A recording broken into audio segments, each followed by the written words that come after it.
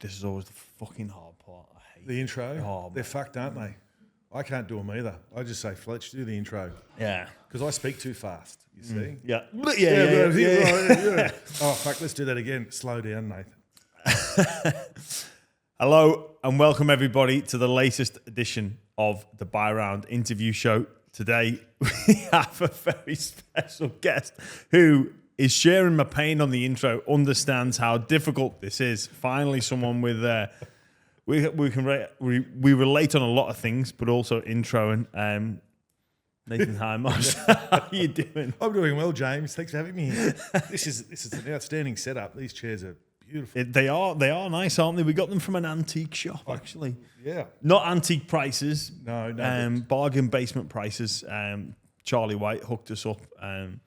Yeah, so very, very smart chairs, and you're the first interview in our new studio. So little piece of history in the making. Beautiful. Like to be part of history. Yeah.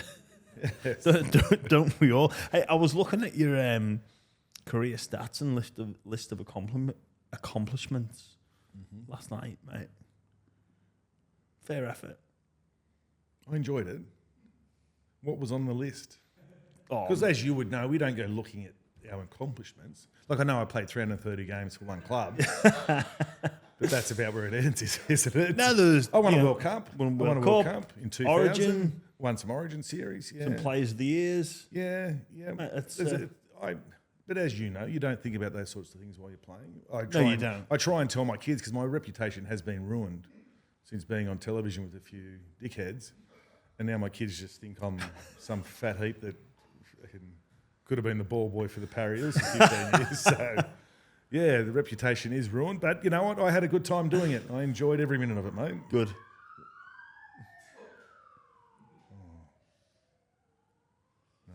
Another. What have you got in that bike? No, I left that back home, mate. You don't want to know what's been in that bike. Getting across the border's tough. Are we still rolling here, by the way? To go, yeah. Mate, the season is round the corner. It is. But we're going to be featured on Sunday, so the season will have kicked off. What does Nathan Hindmarsh get up to in the off season these days? Obviously, it's very different from when you're playing. It is. What do you do? You're not ticking over, I guess, or No, I enjoy my off season. It is like an off season like we have in the footy. Where, see, the good thing about the career I'm doing now on Fox Sports with the boys is that we run for the footy season, and everything after the footy season's a break. So I do have a long holiday. I'm very thankful that and I'm very, very appreciative of the holiday I get because I get to spend a lot of the summer with my boys. I've got 4 boys at home, and we get to spend the whole summer together doing summer things. And I do put on a bit of beef over the Christmas break. It is a long festive season for me, which I don't mind. But it's good. So we're back in the swing. We shoot a bit of stuff in the off season to get a bit in the can for the shows leading forward, so we're not chasing our tail. Because as you know, rugby league players are quite difficult to get during the season, and particularly if they're not winning. So they go under their shells a little bit during the season if they're not travelling that well. So we do a bit in the pre-season or a bit in the off-season to get ready for the season ahead. But yeah, I go wakeboarding, take the kids to the beach. do you go overseas at all, or just stay in Australia? Well, sometimes, every now and then we do. Just got back from the Maldives with the Minister of Finance, so we went over there together. We enjoyed that. That's a beautiful place. Have you been there? No, I haven't, but I know it. I know the prices that come with the holiday. It doesn't miss. No, it does not miss. And when when you throw inflation on the top of that, but the worst thing was when we got over there. The first article I read was about that poor bloke, Aussie bloke, that got eaten by that tiger shark in buddy somewhere. New Caledonia. So he eaten a 4 metre great white tiger shark in New Caledonia. And that's every time I was snorkeling over there, because the water's beautiful in the Maldives, that's all I was thinking about. Fucking watching this fucking tiger shark come at me. So it wasn't a comfortable experience in the water, but I had fun. Well, I have the theory that evolution took us out of the water. So I like that. If you're going back in, we all know it goes fish, mermaid, man, and then why would you go back in? Do you think we started as fish? We did. Did we? I would go with anything. So it wasn't. Oh, like Adam and Eve. Are you an Adam and Eve person? I think if you go back along the evolutionary timeline, I think at some point we like an axolotl. We were fish. Yeah, we came out of the water. Fish, we breathed a little bit on land, went back in for a bit. Yeah. And then, I'll run with that. So, sort of my question to you is, well, why would you go back in? If evolution brought us out, what are you going back in for? Next question. What about the renovation? Is that the housing renovation? Is that just That's just my wife. That's my wife and her. Do you ever? Initially, when they first started out, I'd lay some turf just to cut some costs. That's not a euphemism. No. I enjoy a bit of gardening. I lay turf. I've been laying turf for years. I do all that sort of stuff. I enjoy good lawns. I appreciate a nice lawn. Do you? So I do. Are you the type of person to comment on someone else's lawn? Yes. Like, I'll say, your lawn is fucked. Yeah. Or I'll say, geez, you've got a good lawn. I like it. What do you do to it? How do you improve it? What have you done? What do you use? That sort of thing. I do enjoy a good lawn. My lawn's pretty much screwed at home at the moment. I've got a couple of donkeys and sheep on my lawn at the moment. So, why do you have donkeys and sheep? Yeah, I'm assuming you live on a big plot. I'm on 5 acres. Yeah. Yeah. Not near here. Across the other side, yeah. Bridge, mate. Yeah, so I'm out there, which I enjoy in Glenhaven. Got a couple of donkeys, a couple of sheep, but I'm about to send them back to where I bought them for insemination. So they have babies. Ah, right, okay. Yeah. So I'm assuming quite a bit of maintenance on the lawn for 5 acres. It is, but I enjoy that. So I get on the ride on every now and then. The only thing is, though, because when I built my house, lawn prices had gone through the roof. So when I first lived there, a good metre of buffalo was like $4 or $5. But when I built the house, it went up to $10. So you can imagine trying to lay, there's 4,000 square metres in an acre. So you'll have 5 acres of turf at $10 a roll. That adds up to quite a bit of money. So I had to go the cheaper option, which was Kikuyu. And I hate Kikuyu. But that's getting into my cooch. Because my donkeys are eating the Kikuyu, then taking a shit on the cooch. Anyway, let's move on. Let's move on, James. Let's move on. But basically, you don't have anything to do with the renovation business anymore? No, I don't. But the girls, they're kicking goals. They're doing very well. I think they're just about to launch a house they did at Mossman, or Mosman, however you say it. And then they're doing a few others. So they do a couple of houses a year. So they're doing very well. Something I'm going to have to bring up, and obviously I think you've touched on it a little bit there. We both share the bit of a bad record for losing grand finals, don't we? Well, I'm nowhere near as bad as your record stinks. What is yours? I've been in 2, lost 2, so I'm nowhere near you. What have you been in? 7, lost 5? No, been in 06, 7, 8, 9, 10, 11, 12, 14, 20. Been in 9, won 2. But you've won one. You've experienced the joy, the excitement of winning one. So I'll never get to feel that, regardless even if it's Super League, doesn't matter. That's still a grand final, and you still got to work hard to play against those 2 other teams that are any good in the comp. So I'll never get that feeling, and that sucks. It does suck. In all honesty, that's why, growing up as a kid in Robertson in the Southern Highlands, I remember watching Mal Meninga bawling his eyes out, when he won the grand final, and that stuck with me. That image stuck with me for a long, long time, and it still has. But never been able to. Not saying I would have cried, but just having what that would have meant to everyone that's won a grand final, and I won't get to experience that ever again, or try to experience it ever again. Yeah, and it's a bit of a downer. Like, I don't like, and I think I've spoken about this before. I'm not a big fan of grand final day. Like, I like the day and I'll watch it, but I won't watch the last, say, 5-10 minutes. Yeah. I don't like seeing, and it's sour grapes. I'll admit that, but I just don't.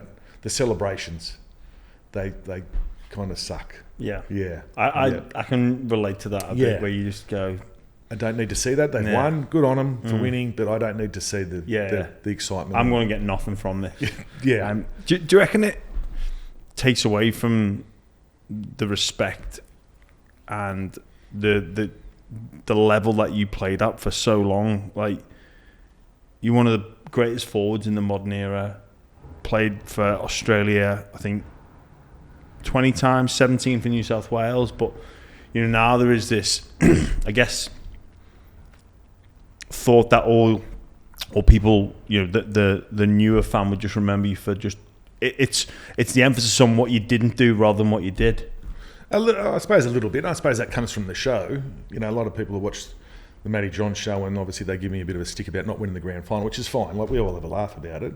But I suppose the younger generation coming through probably recognises me for not winning a grand final, and they, you know, I suppose that's put a bit more emphasis on other teams that have won grand finals, and that's the pinnacle of the game, is winning the grand final. I never got to do that, so I get that, but it is what it is. You know, it was 15 years of working hard to try and win one.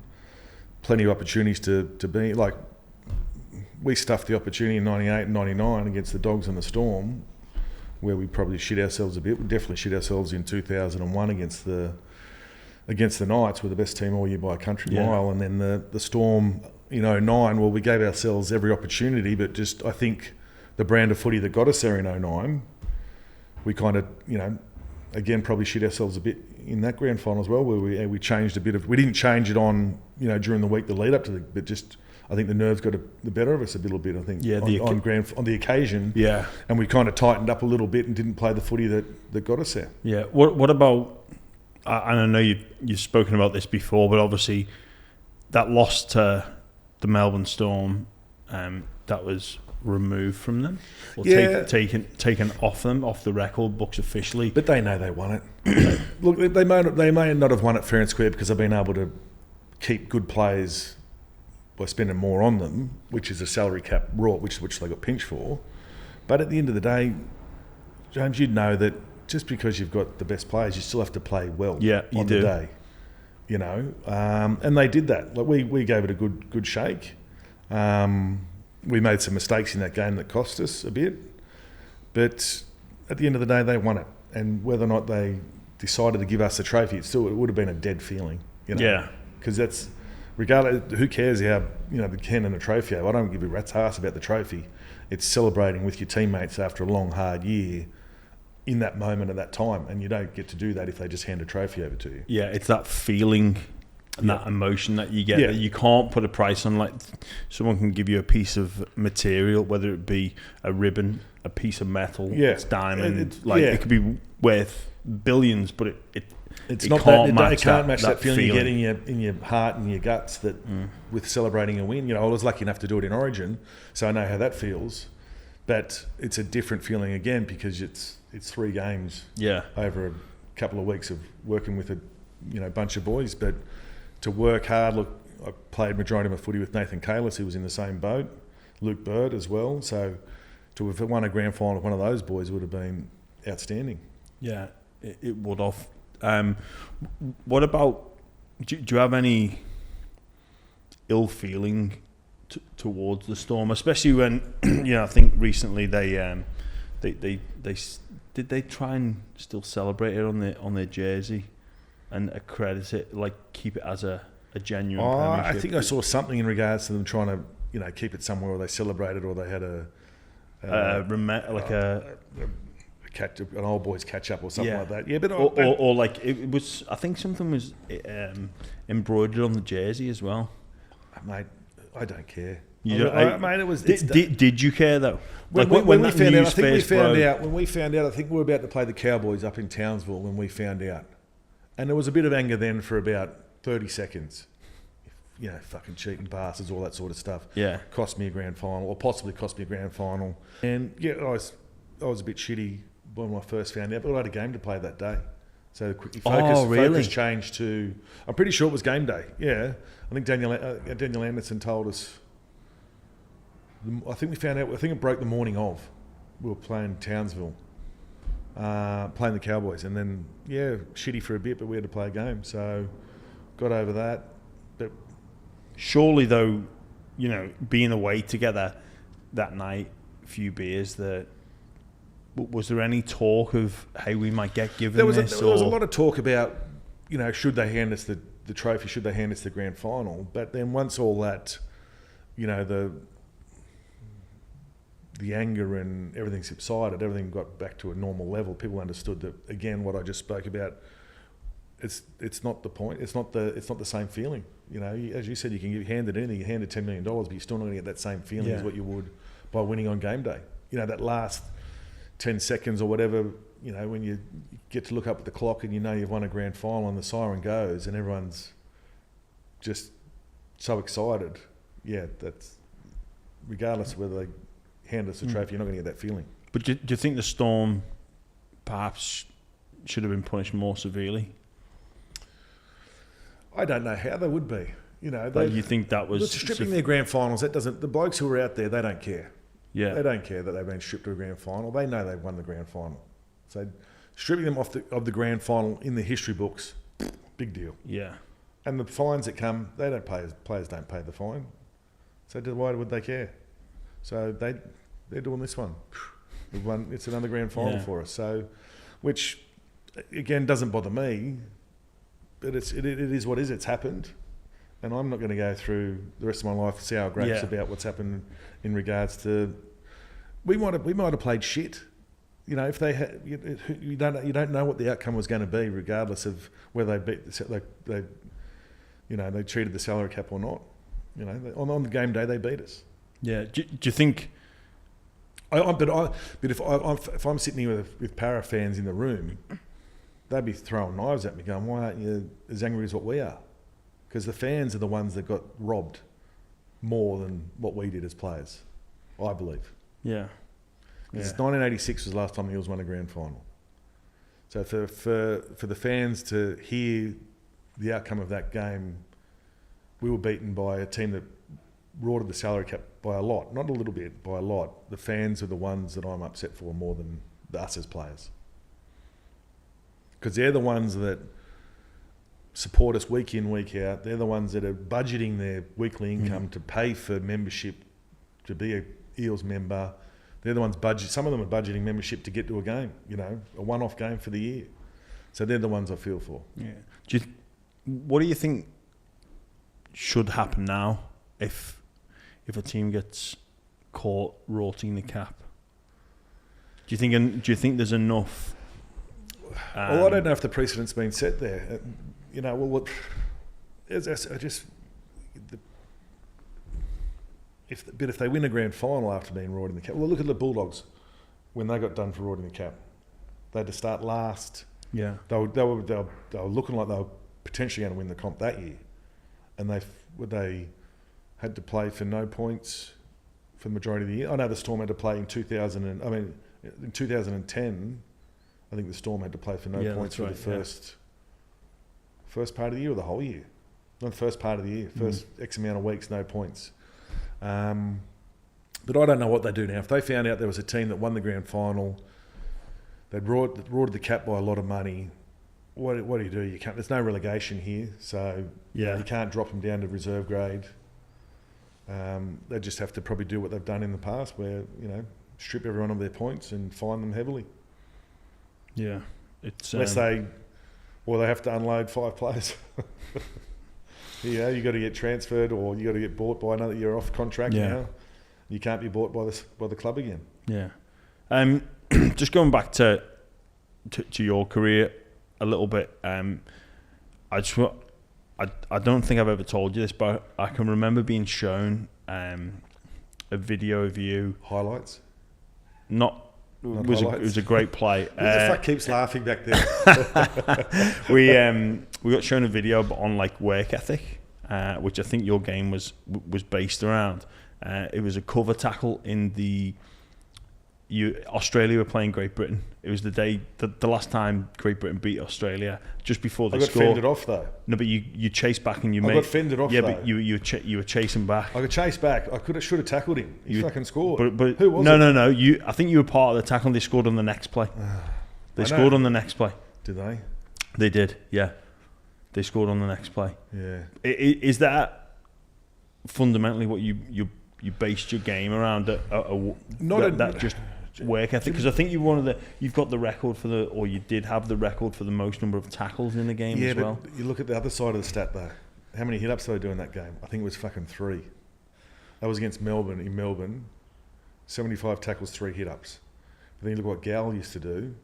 He'd make 50 odd tackles 27 hit-ups for 400 fucking metres. So that's their numbers. Yeah, their numbers. You playing on an edge though, weren't you? No. I was middle. I used to be the edge. When I was on the edge, I was doing 13 tackles a game. How good is this? Carving up, scoring tries. Get pushed into the middle, and all of a sudden, that's pretty much what happened. So pushed into the middle because I obviously lost a yard or two, and I just got into a defensive mode player. And every team has him, and I was the one at Parramatta. Tony Grimaldi at the Dogs. Who else? I could keep naming players, but yeah, every team has them. But I think I'd always been a defensive sort of player anyway, even through the junior rep system. I remember playing SG ball under Daniel Anderson, and you used to get a pair of ASICS socks for top tackle count, and I had to start giving my socks away because I was top of the tackle count by a mile every week because I was a defensive player. So that I'd always, and even playing for Moss Vale Dragons, always liked to defend. But back then I always liked to try and hurt people. I'd like to try and hurt someone somehow in a tackle, and that all goes out the window when I was playing first grade for the Eels because you just make the fucking tackle. Don't miss anyone. Don't miss. Just make the tackle. And growing up on a dairy farm too, having to do what we had to do as kids, my brother and I, because he also played NRL, which my kids have missed out on a lot. That's why I try and get them animals to try and wrestle a bit, because it naturally comes to you. Like, you've got to hold down a calf that's kicking and screaming and bellowing. You've got to hold it down on the back of the ute, and if it falls off, it's dead. There's a bit of pressure on you to keep it pinned down. So you've got to put your head in tight, like they do now with all the wrestling technique, pinning legs, pinning elbows, all that sort of stuff, and keeping your head in tight. My brother and I were doing that on the back of the ute when we were 6 years old. But that's what we had to do. It's true. It sounds a bit dicky, but it's no, true. I believe it. Calf's got 4 legs. You're pinning 2 with, you're trying to pin 2 here, and it's trying to stand up at the front. So you've got your head buried into its neck to try and pin it down to get it up to the dairy, so you could bloody do what you need to do with it up there. Because it took a lot easier to get it on the back of the ute, fang it up the road, than walk it home with its mum through paddock after paddock, through gates, and it's pissing off one way and it's going through a barbed wire fence. And maybe that's the future of wrestling training in the NRL. Just get them on farms and pinning down animals. Well, there's so many times I thought about sending my kids out to my brother's dairy farm for school holidays and jumping in there. I think, what's his name? I saw Cam Murray he was up at Latrell's farm during the break. I saw him, and he's got halters. Latrell's a halter trainer, a few of his steers, and it's come out of the gates and it's tried to do the bolt and taken off. And I think Cam Murray's burnt all his hands trying to hold the rope. Oh shit! I hope he burnt his hands holding the rope. Soft hands. No, I think what's the Dagestan fighter from the UFC? Why can't I think of Khabib? Yeah, he used to wrestle bears as a kid, and that's why he was so good at his grappling. A room with a big bear, with a bear in the big blue house. Darren Britt, my first tour. My first tour of the UK for the World Cup in 2000. Britty was my roommate. We used to call him the bear in the big blue house. I had to shave his back. I had to shave him down. He goes, "You boy, get in here, clipping me up." I had a bit to do with Darren Britt when I was first coming through. Yeah, he was at St Helens, so I was like, training the school holidays, mate. So much time for me as like a little kid as well. Oh, champion bloke. All right, boy, put your jeans on. We're going out. So yep, okay. I knew he was sitting there because he couldn't bend his elbows. His elbows were rooted. Yeah. So he'd stand there, and that's how he couldn't put a seatbelt on. Like watching him get, like, everyone used to G up at training and be like, "Watch Britty get in the car here." So he'd, like, knees were bad, elbows, shoulders, the lot. It was like a 15-step process, and he'd just have to like almost get his arm in the right place, and then slowly but surely. He's shot. He was good though. Good value, Britty. Yeah. Any other good roomies while you were on tour?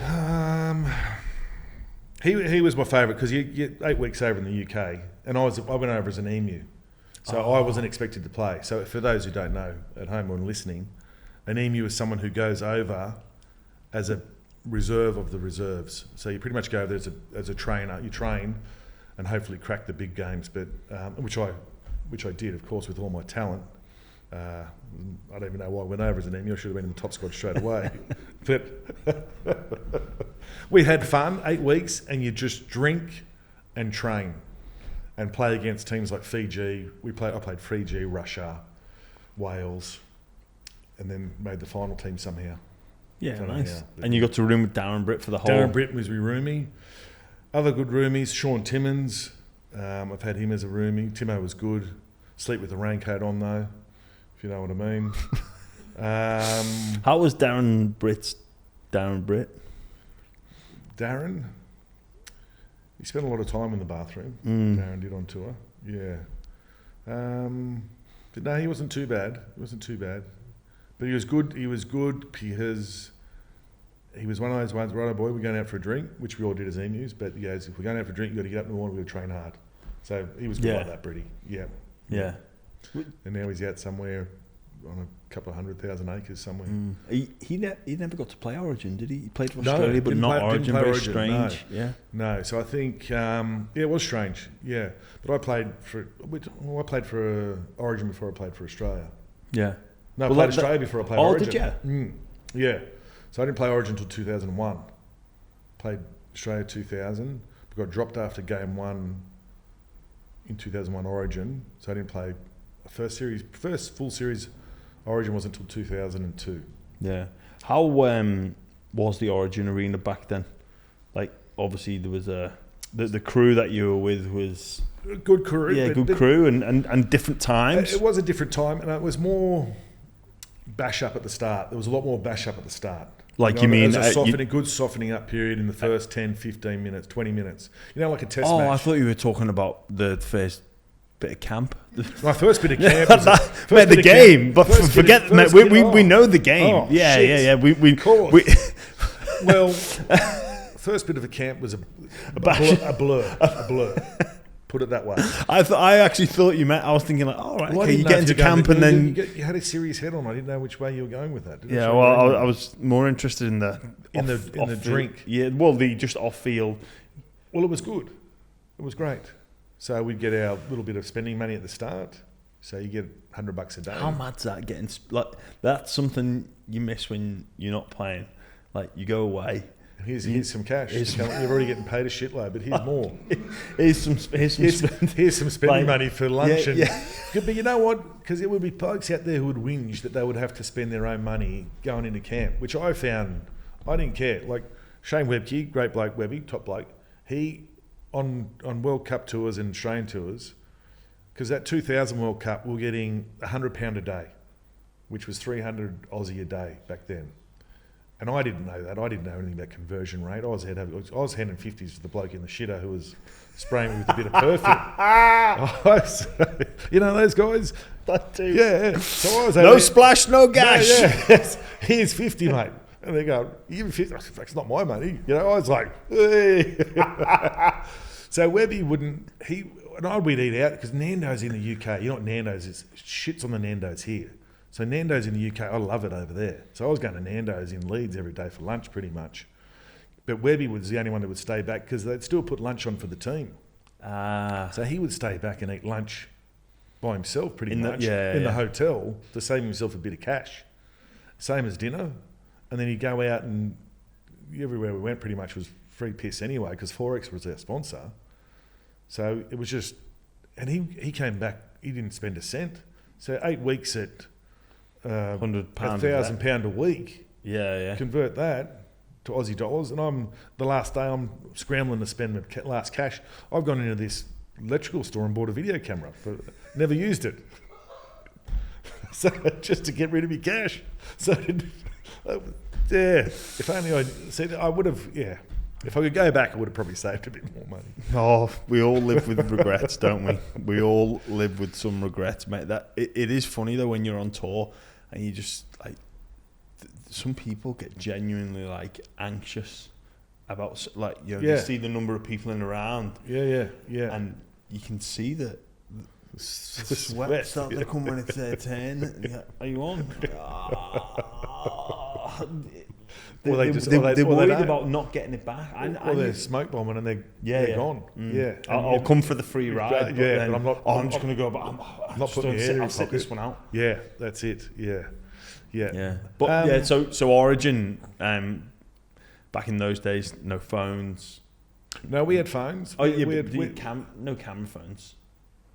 No, that wouldn't have been. No, they would have been Nokia's little 83. But just a different. Just different. Like we'd go into camp. We'd go into camp on the Sunday. So you come into camp, you'd be pissed Sunday night. You'd be pissed Monday night, Tuesday night, Wednesday night.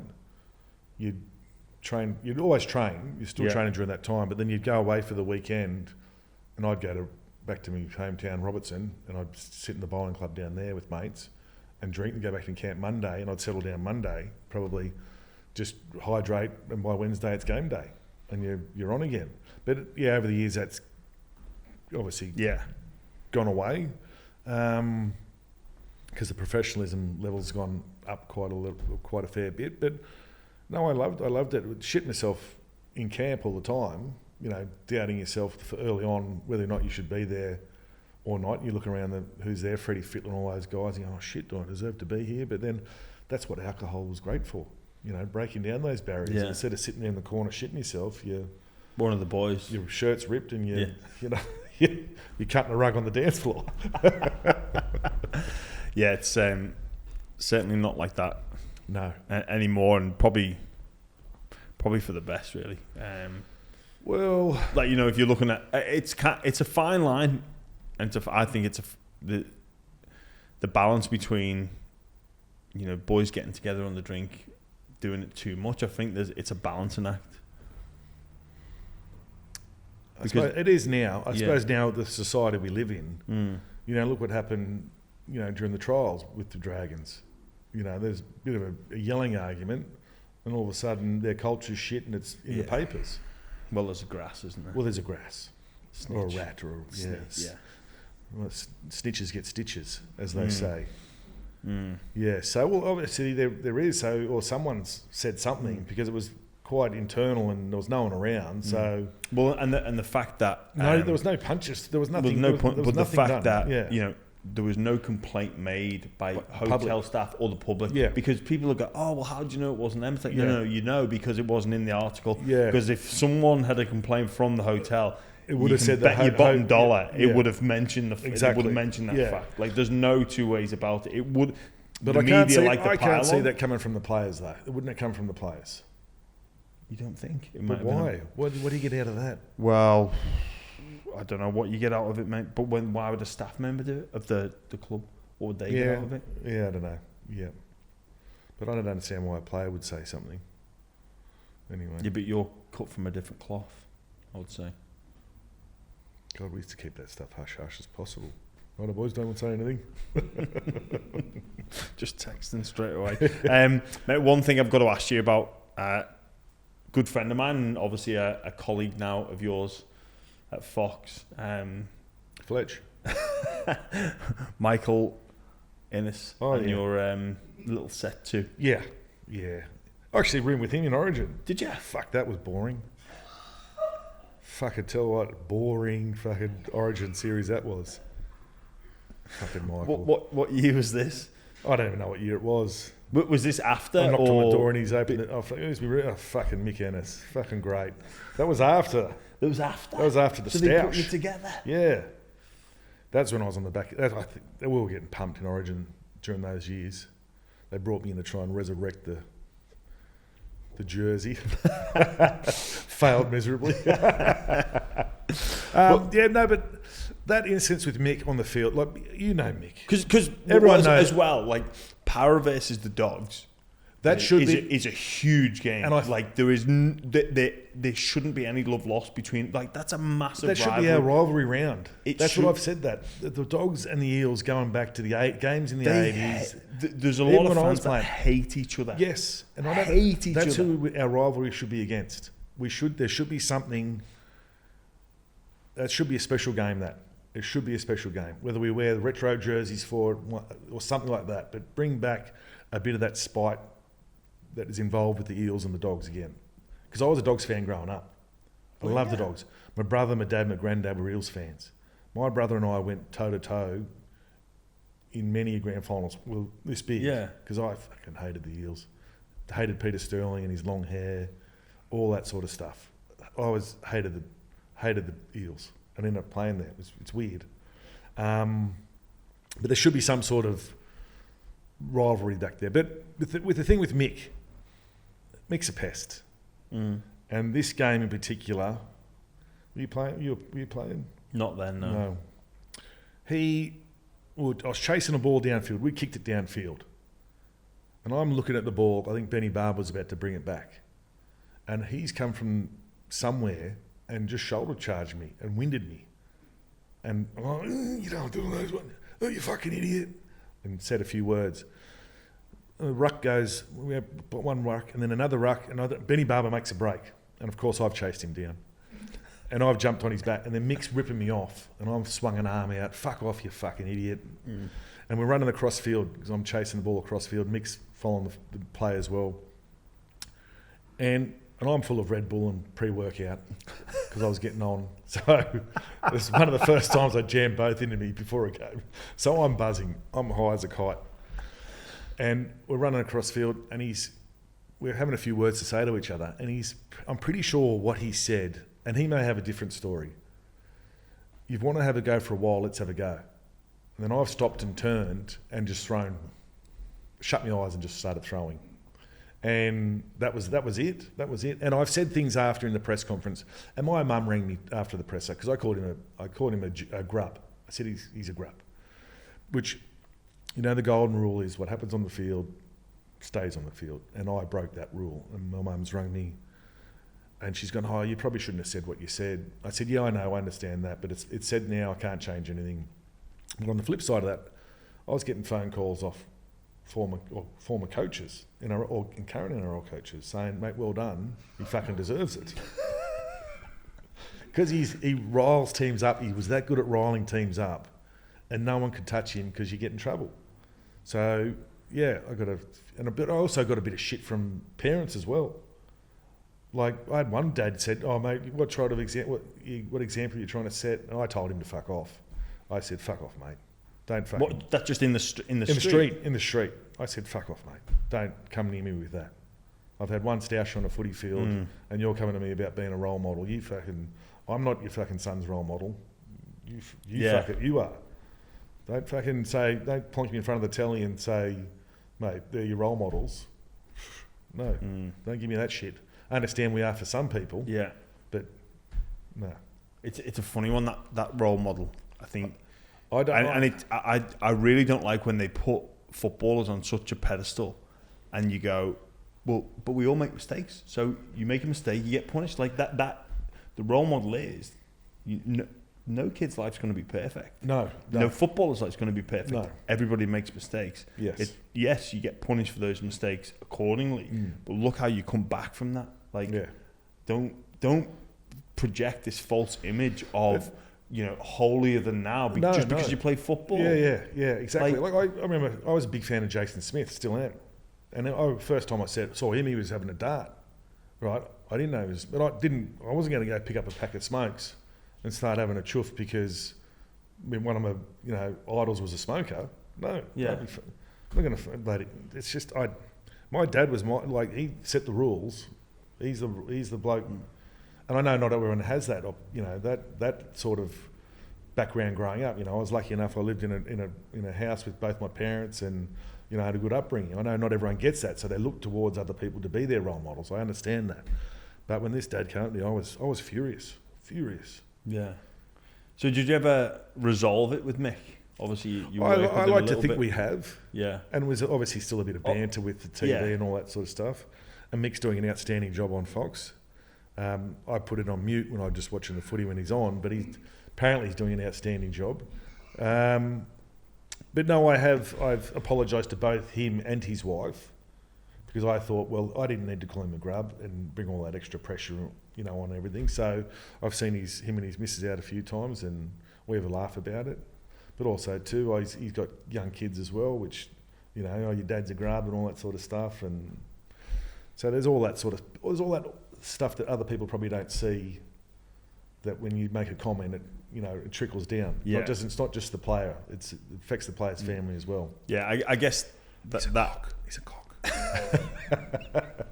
That again is one of those the fine line between being knowing what you say does carry weight and ripples out into society versus I've got to try and stay true to myself. That's And because you want to stay true to yourself and you want to be yourself. But and if someone asks you what are your opinions, it's like, well, yeah, but it's hard, isn't it? It is, and it's you're difficult. not.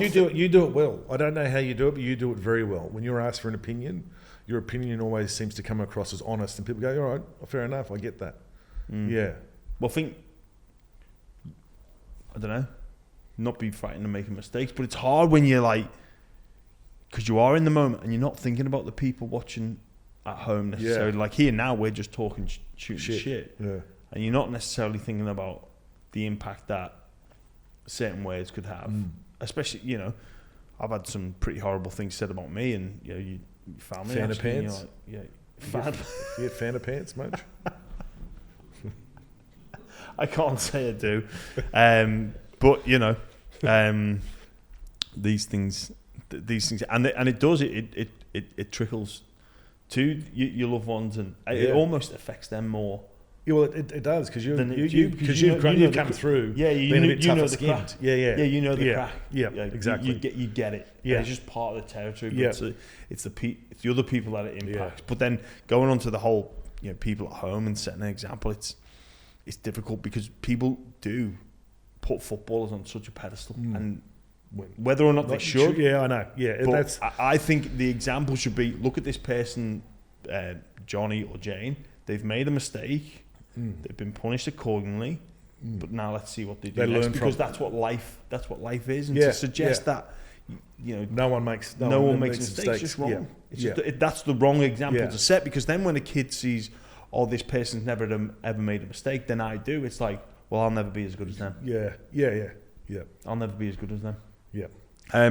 Mate, obviously, like I say, you had a fantastic career, and we were talking a little bit about it before, but leaving the game, obviously you had that burning desire to win a grand final that wasn't going to materialise, but and obviously you've transitioned well now into your position into the media with Fletch and Matty Jones and people like that. But where was your head when you were hanging up the boots? This always interests me from former players, and obviously you're now I don't like that. I don't know if I like that term, former player. Or I'm a former player. Yeah, you are. A former player.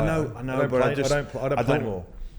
Former player. That's. I yeah, think you can use I know, that. But I always get interested past player. How they were when they finished up, and what you thought you'd be doing. I thought, by the time I'd retired, I thought I was going to play a lot longer than I did. How old were you when finished?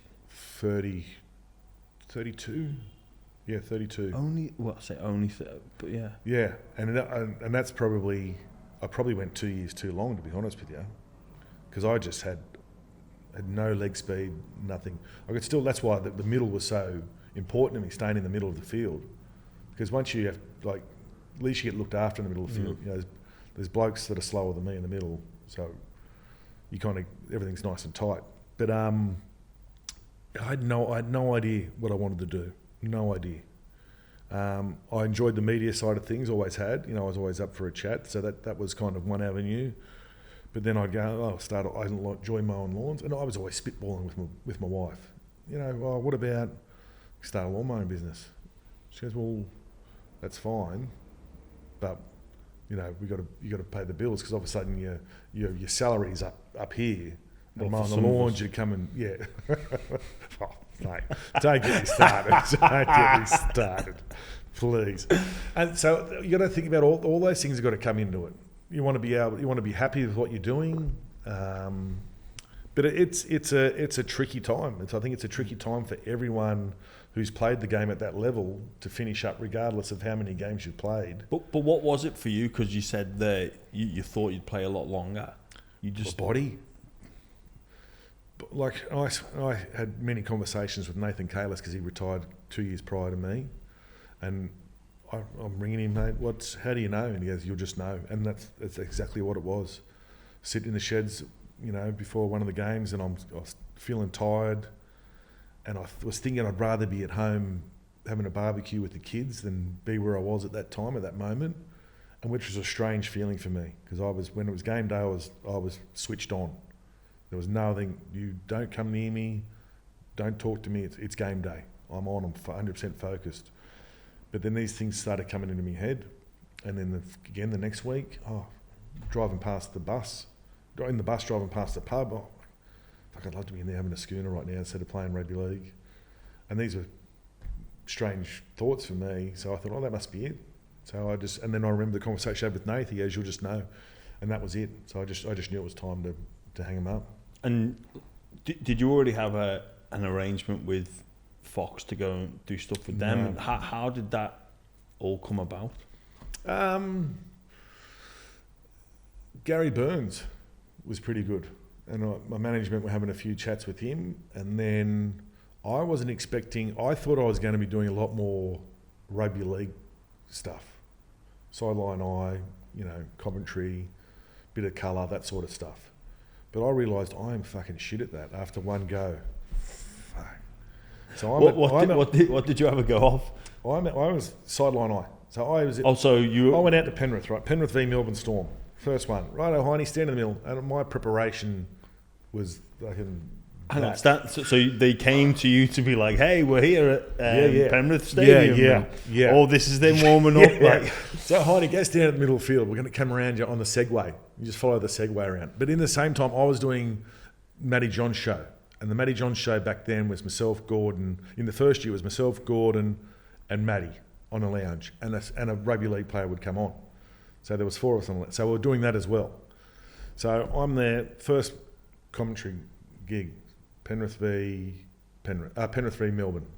Right, Hindy, Segway's going to come round you, and you're going to talk about the 2 forward packs, and again, preparation, fucking zero prep. Like, I know all the players. It's going to be easy. All I'm talking about is footy, but it's a lot harder to talk when there's a camera there than it is to your mates down the pub about footy. I don't know what it is. It's a gift for some people who got it. Michael Ennis, yes, he's got it. Like, he can talk underwater with a mouthful of marbles. Fuck me dead. Not much of it makes sense. And he goes around in circles a few times, but he gets his point out at the end. So, righto, and I'm there, and I'm following the Segway around going, and I'd fucking forgotten who was even playing. I didn't even know where I was. The sweat started coming down. As the Segway's coming closer to me, I'm shitting myself, absolutely shitting. Yeah, and I'm following the Segway around me, and I'm walking around, and apparently my head starts moving. Two good forward packs, should make for a real tough contest. And it was fucking shocking. Monday night rolls around. Matty Johns has put my first sideline eye on air with backing music. Frank Sinatra starts spreading the news. That's what they did. Because apparently I'm fucking walking around in a circle, and I never got the call back after that for any sort of sideline eye. Yeah, I've tried doing the Sunday ticket because I thought it was a little bit more relaxed, and I think I could improve, but I talked myself out of it. I doubt myself. I'm going on there to talk footy. You watch it on the screen. Go and talk about it after. I don't write stats down. I'm not a stats man. I just call what I see on TV. Have you watched Ted Lasso? Yes. Who's old mate that goes from playing into the media and just says it how he is? Oh. He's Roy Kent. Roy Kent. That's who it is. And he just goes, well, they played like shit. They played better. That's how I break down a game. That's it. So I don't get into it's a simple game. I'd love that. Like, how are this team going to win today? Well, by scoring more points. That's, yeah. I was asked that question. I said that one day. No, you didn't. Yeah, I was playing at the time. So how are you going to win today? I was, we'll score more tries than them.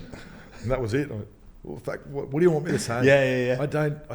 I can't think quick enough to break down. Yeah, there's no. Or we need to get to the right-hand side of the field, and their left edge is weaker. So, or they need to control these key. Hold the ball, tackle hard, run hard, and at the end of the day, it's what talent you've got in your side and how fit your team is. it is a simple game that gets very complicated. I'm looking at stats, getting a headache. I'm going these graphs and looking. So you're not one for the stat pack? I know. It's good to throw. I write one down every now and then just in case I shit myself and struggle and go. Just to go back to. Last time they met score was this, and they had 60% of the ball. Yeah, just to go back to. Yeah, if I need to. Just to go back, which is quite often. So I'm pretty much just staring at a sheet going. Yeah. So, but in terms of like getting into that media role, you and Fletch now. Well, that's it. I shipped myself at that. So I was doing the Matty John show. Yeah. And at the same time, Fletch, of all people, was doing Super Saturday with Shervo. And Fletch is about as handy as me when it comes to talking footy. He's improved a lot since he's doing his radio gig because he's talking footy all the time now. But he would sit there, and Fletcher's got giant hands. And all I can remember of watching him on Super Saturday with Shervo was what he couldn't find where to put his hands in a comfortable position. So he's always sitting there just like, and his hands would always be moving. So he was shit at that. And then we did a thing. Hang on, was it just you noticing the hands? Probably just me. Or was he actually talking sense, or he just? He doesn't talk much sense. And then he got that went backwards for him. But in the meantime, we did James Rochford, the professor. So we did a little bit of piece with him about how we beat Russia in the World Cup back in 2000. And he did it very well. And all of a sudden, I think they'd seen that there at Fox and what James did. Because James was our producer for Fletch Hindy before Benny Hogarth is now. And that went well, and we had a chemistry, Fletch and I, and it helps that we were both back rows, both forwards. He'd won a grand final, I hadn't. He's from Bondi, I'm from Western Sydney. So it just worked out well. Had you had much to do with him before that? No, he was a prick. Hey Fletch, and he'd just keep walking. And you hear that from many players about him. He's just typical Bondi wanker, head up his ass. This might sound like a stupid question, but do you enjoy it? I do. Because you do some like incredibly cool for things that people pay for. It's almost the dream life. It is, man. I get my summer off. I get to go on to the environment is outstanding in at Fox League. I've got Matty Johns, who's the boss, Fletch, the funny one, Gordon's a serious one, and I just cover everything. I could be the boss, I could host if I wanted to. But obviously we don't want to trip on Matty's toes because he's the one that signs the contracts because he's the face of the organisation. Matthew, good to see you. So we've got a great dynamic in there. We all get on, we all know our positions. There's no tall poppy syndrome.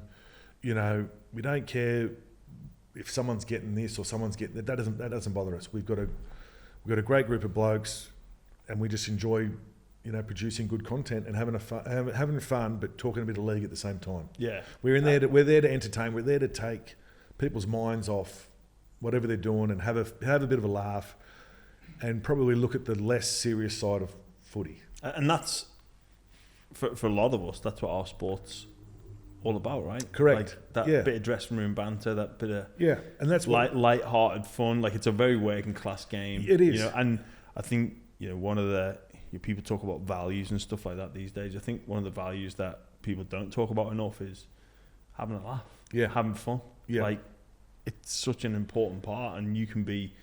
Not being afraid to take the piss out of yourself as well. If you can't take the piss out of yourself, or you can't take a joke, mate, you're stuffed. And that's just in life in general. I've got a nearly 16-year-old son at home who, if I he struggles to get the piss taken out of him. He gets all on the offensive, and just comes at me, "Oh, you're fat." I say, "Well, mate, I know that.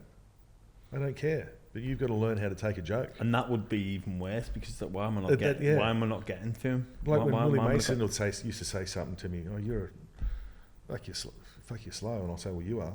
And he had no comeback after that. All I used to say to him was, "You are," and they'd stop. Vital lessons there. Vital lessons. Yeah. But what's some of the more exciting things that you've done there? Because you've done quite a lot. We've broken a world record. You did Kokoda as well. We did Kokoda. Kokoda was outstanding. I could recommend that to anyone to go and do it. Learn, and at the same time, I learned a bit more about the war as well, a little bit about Australian history. So that was good. That was outstanding. I'd like to take my boys back there and do that one day again. I've been to Canada, did a thing for Canada Tourism, New Zealand Tourism. Did you? What did you do for Canada Tourism? We went to Aspen, not Aspen, Whistler. Went to Whistler, that was fun. Did a bit of skiing, did a bit of stuff over there. Went and watched ice hockey over there as well. So that was good. New Zealand, done the same thing, bit of skiing, whatnot. What'd you break a world record in? We launched, you know the pillows, the bladders that people launch off. So you jump on one end. I did that in Darling Harbour. That's when Fletch broke his ribs. He had punctured lung. He was coughing blood. Had to be rushed to hospital.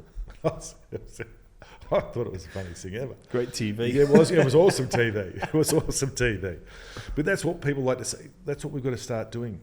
If someone is in danger of getting hurt, seriously injured, or something happens, that's what makes good TV. People want to see that. So we did bull riding.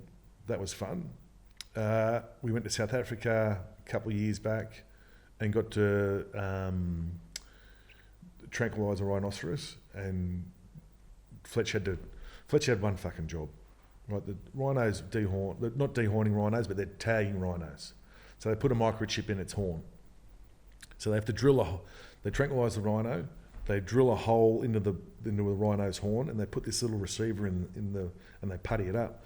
Fletch had one job: drill the hole in the horn to put the receiver in.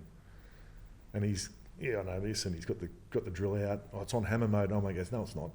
So he puts it in, snaps the drill piece off in the horn. He said it's all right, it'll grow out. They said it'll grow out. So yeah, one job. But all that sort of stuff, going to see the lions and stuff and tigers and shit, that's all cool stuff. So it is a great job. It is a great job. Yeah. Would you ever be tempted to go into coaching or anything like that, or any role within the game? I would like it, but I don't know if I'd be good enough at it. Does that make sense? You know what I mean? Like it's just, I don't know if I'd be good at it. I was one to be, here's this, Hindy, go, I want you to do this today. Okay, I'll go out and do it. Where training sessions, I didn't have any input into training sessions. I just did what I did on game day. Where I know going through the career, I had players that would sit beside the coach and go, oh, what if we do this or do that? And I would go, what the hell? Let's just go out and play.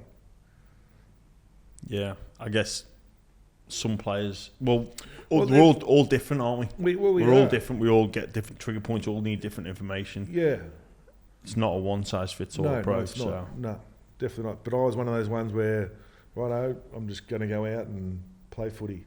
Yep. Yeah. Yep. Like there was times where I knew where I had to be, and early on in my career when there was, I'm on the short side back row, and I'm sitting in front of a halfback. Give me the ball, sort of thing. Yeah, that sort of stuff. That was all I had to do. Yeah. Yeah. Hey, just before we get into the 3 questions for each guest that we do this year, I just want to ask you about Parramatta. You mentioned before about not winning a grand final since 1986. Was that on your back? Is that on the current day players back there? Like, I mean, like they carry that weight. I don't think they do. I suppose the only time they do carry that weight is when they're, in the grand final, I suppose. But do you think they blew it? Do you think they blew their chance?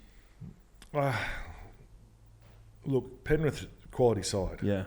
The fact that the Eels beat them twice last year, I thought it was going to be a bit more of a closer showing. I did. I thought if it was going to be any year, I thought the Eels this year had the team to win a grand final.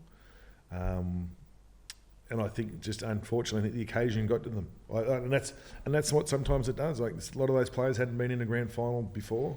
It's a big occasion. There is a lot of pressure on you to achieve that goal. And I suppose there was a lot more talk last year, about the fact that the Eels hadn't won a grand final in a long time. I hadn't heard any talk about that previously in the grand finals I'd played, compared to what they had to deal with before their last grand final.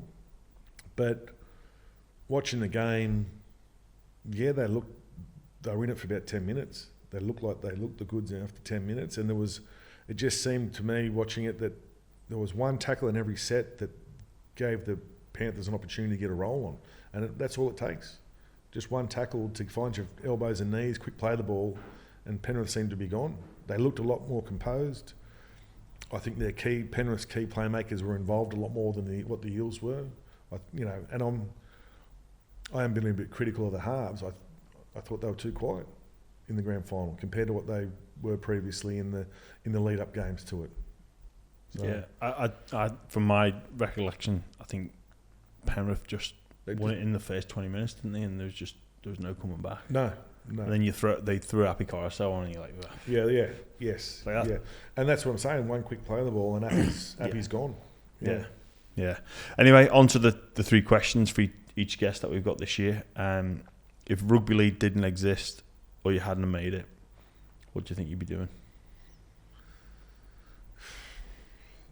I thought I was going to be a builder, but I failed building and construction in year 12. Probably, you know what? I'd probably be milking cows. I'd probably be working with my brother somewhere on his dairy farm or doing something. That's a difficult question to ask because I was playing at 18. Yeah. So is your brother back on the farm now? He's at Cowra. He's got his own dairy farm at Cowra. So I'd be doing something like that. I'd be doing something outdoors, whether I was landscape gardening, bricklaying, building. Who knows? Yeah. I wouldn't be in an office.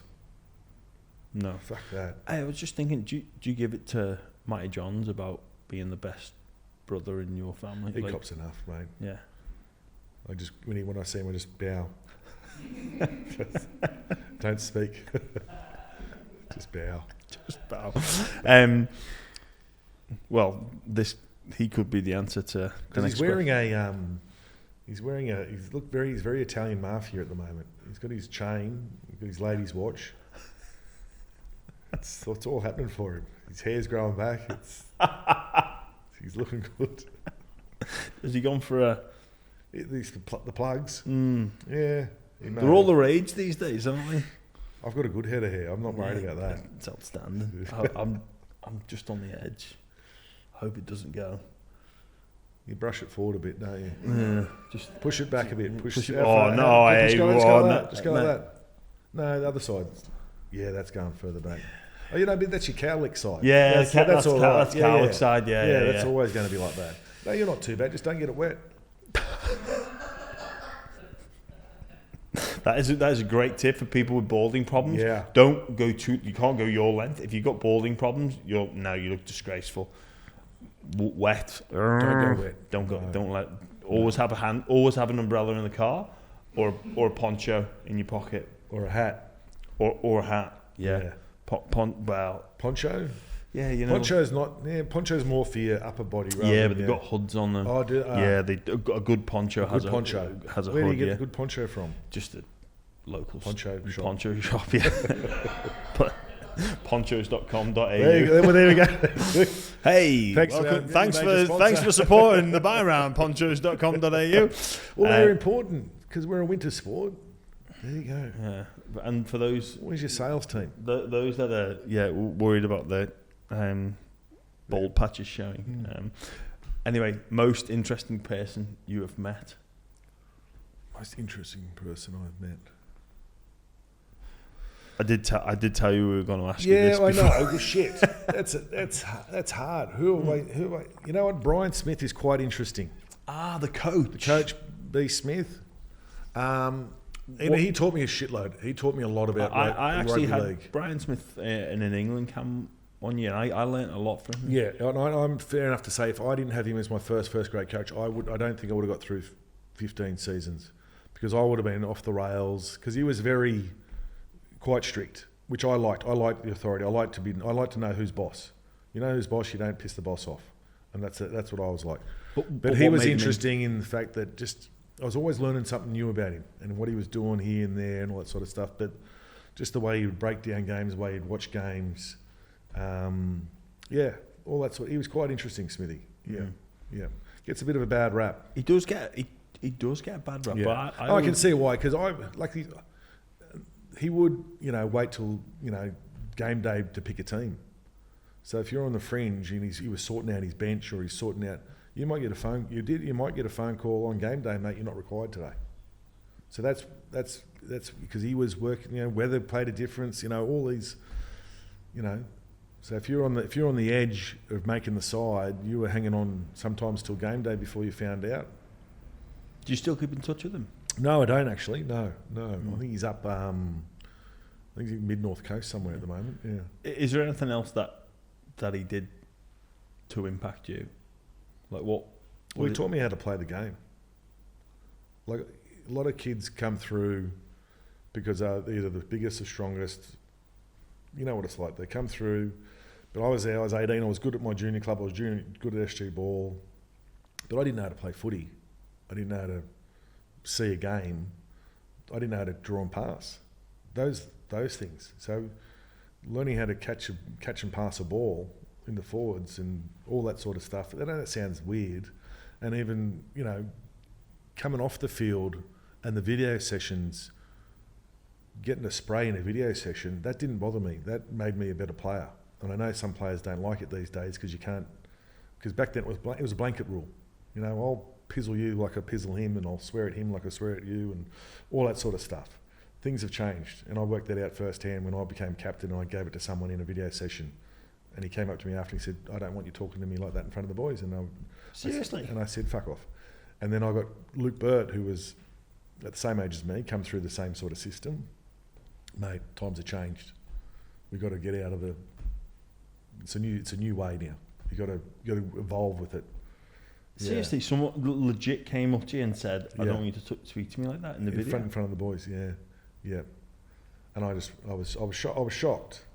But then when Birdie explained to me, because I'm old school, he said, "Mate, we got to change the way we talk to these guys." I mean, I get it that it's probably not what it once was, but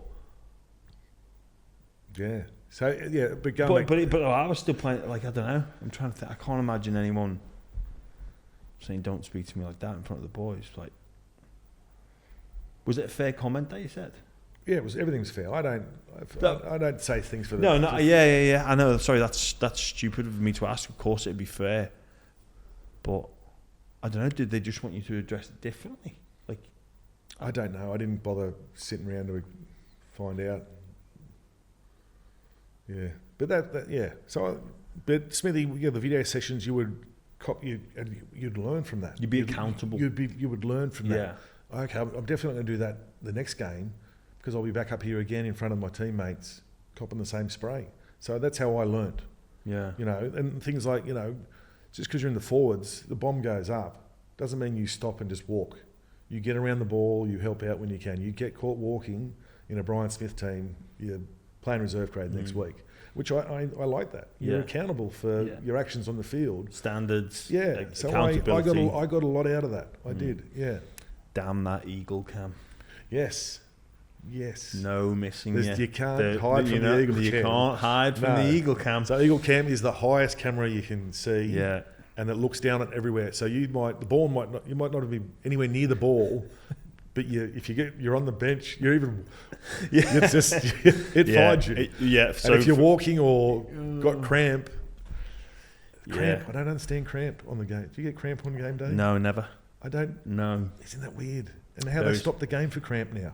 Yeah, that's. And let's. I don't. But anyway, the eagle cam, there's for those, especially those who are balding, male pattern baldness as well. That's eagle, not a eagle cam. It's not good. Is that? There was a few players I think, I didn't realise they left the soccer markings on the field. There's a penalty spot there. Oh no, it's it's your head. It's Dale Funakane's hair. But yeah, no. I like that though. That Brian Smith, I only spent one camp with him for England. He came in and helped out, but again, I learnt a lot about how he sees the game, and impact and knowledge, and just little habits. Des Hasler was big on that. No walking. No, probably have a aneurysm to see you walk after you've finished the conditioning drill. Yeah. Don't walk to water. It's always a jog. That's what I always say now, and it was never. It was my walking to the water. My jog to the water was like I could have walked fast. Yeah. It just looks like I was jogging. Like a shuffle. Yes, yeah. Yeah. What a boys jog to the water. If you're not doing that, that movement, if you actually you can walk quicker than how you shuffle jog to the water. So if you didn't make those actions, just move your arms a bit. For those who are on audio, if you do that, sweet. But if you actually you could do like a fast speed walk. Yeah. And Des would have been, why are you walking? But like more mad at that, even if you didn't make your time. But that's burnt into our heads because I help out with one of my young blokes footy teams, and I get it gets him. I get a bee under my bonnet when I say, right, boys, jog to the water, get a water, jog quick, and they're just walking. Who the fuck's walking? Righto, fucking let's do it again. Yeah. But these are guys who this is under 16 Division 2, so I'm hammering. Yeah, why am I walking? Because I want to. Because that's it. They just keep walking off. And they go home. Yeah. I don't have to. They just want to be here to play a game. They don't have any ambition to play NRL. Yeah. So then I've just got to go, hey, they're just don't worry about it. It is funny. Who wants to play kick tennis? Yeah. It is funny how those like little things becoming ingrained in you. They irk me. That irks me. And righto, boys, get in the huddle, and there's someone looking at the ground. Because I don't coach, I help out. So if one of the kids is not looking at the coach at halftime speech, I clip him in the back of the head. Hey, he's talking. He's talking. Eyes. You eyes up and you listen. Yeah. Not what's happening just because you hear someone. There's a plane in the sky over there. You're fucking staring at it. Oh God! You know what is another one for me in the gym? People not putting their weight to back. Oh, that's the backs. The backs do that. There was a trainer at the Bulldogs, Harry Harris. Yeah. Oh, used to go ballistic if you didn't put your weight away. And now you're in the gym and they don't put it in the right spot. In the right spot, and they're putting a 20 kilo weight where the 10 kilo should be, or the dumbbells, and they just plonk them anywhere on the rack. Just plonk them anywhere. Yeah. Like backs. Yeah, there's probably too many backs in the gym. There's too many backs in the game. There is. Mate, biggest sliding doors moment in your career or life. So I look at this and I explain to the guest that for me, probably the decision to come to Australia or not, how life would have mapped out. But for you, what is it? I think for me, how I got my start, really, and I think this is a sliding doors moment. Scotty Geddes, who played a bit of NRL. So he was at my junior club, Moss Vale Dragons, but he was a year below me. Right, and Scotty was a good player. His team had finished for the season. We were playing, I think, semi-final footy, and we pulled him up from his lower grade to play for us for the day.